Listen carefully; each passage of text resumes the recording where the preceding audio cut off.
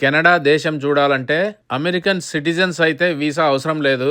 America భూభాగానికి అతుక్కొని పైన Canada ఉంది కాబట్టి అమెరికా బార్డర్ ను దాటి కెనడాకు రోడ్డు ద్వారా చాలా రాష్ట్రాల నుంచి వెళ్ళొచ్చు. ఉదాహరణకి వాషింగ్టన్ అనే state, Idaho, Montana, North Dakota, Minnesota, Michigan, New York, Vermont, Maine అనే రాష్ట్రాల నుంచి కూడా ఎంటర్ కావచ్చు. డ్రైవింగ్ మాత్రం అమెరికాలో మాదిరిగా కుడి పక్కనే కాబట్టి ఏం పెద్ద ప్రాబ్లం లేదు. గానీ అమెరికా సిస్టమ్ అంతా మైల్స్ లో ఉంటది, కెనడా సిస్టమ్ అంతా కిలోమీటర్లలో ఉంటుంది. కారు అమెరికాలో రెంట్ చేసుకొని కెనడా బార్డర్ దాటి కెనడాలోకి వెళ్ళిపోవచ్చు.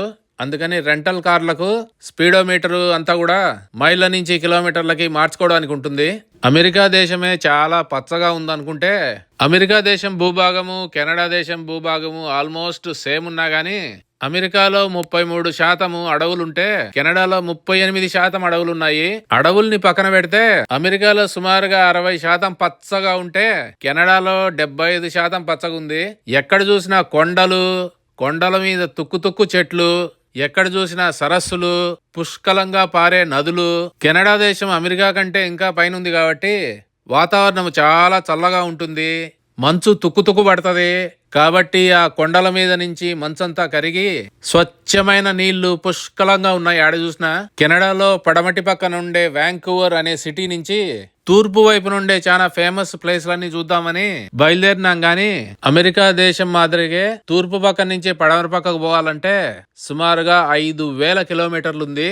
5,000 కిలోమీటర్లు అంటే అర్థం కాదులే గాని సుమారుగా కారులో పోతే 4 రోజులు పడుతుంది నాన్ స్టాప్ గా పోతే.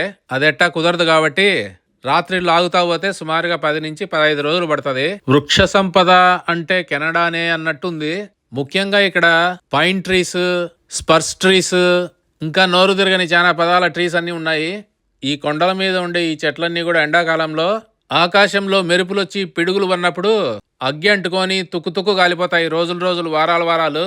పోయిన సంవత్సరం ఇట్నే అవన్నీ అగ్గిపడి సుమారుగా 5 నెలలు కాలిపోయిందంట మొత్తము.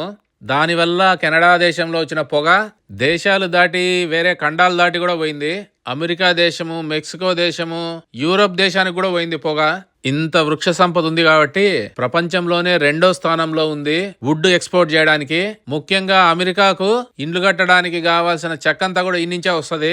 అందుకనే కెనడా దేశం అంతా కూడా ఏడ చూసినా గానీ రైళ్లు తుక్కు ఉన్నాయి గానీ మనుషులు పోవడానికి కాదు. ఎక్కువగా చెక్క, పెట్రోలు ఇంకా రకరకాల వస్తువుల్ని వేరే దేశాలకి ఎక్స్పోర్ట్ చేయడానికి.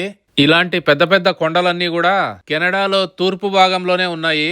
ఇవి రాకీ మౌంటైన్స్ అని సుమారుగా 50 మిలియన్ సంవత్సరాల క్రితం ఏర్పడినటివి. ఈ రాకీ మౌంటైన్స్ కెనడా నుంచి, అమెరికా నుంచి మెక్సికో వరకు సుమారుగా 5,000 కిలోమీటర్లు ఉన్నాయి కింది నుంచి పైకి. ఎక్కడ చూసినా కొండల మీద నుంచి మంచు, గ్లేషియర్ నీళ్ళన్నీ కూడా కరిగి పాల నురుగు నీళ్ల మాదిరిగా పారుతున్నాయి.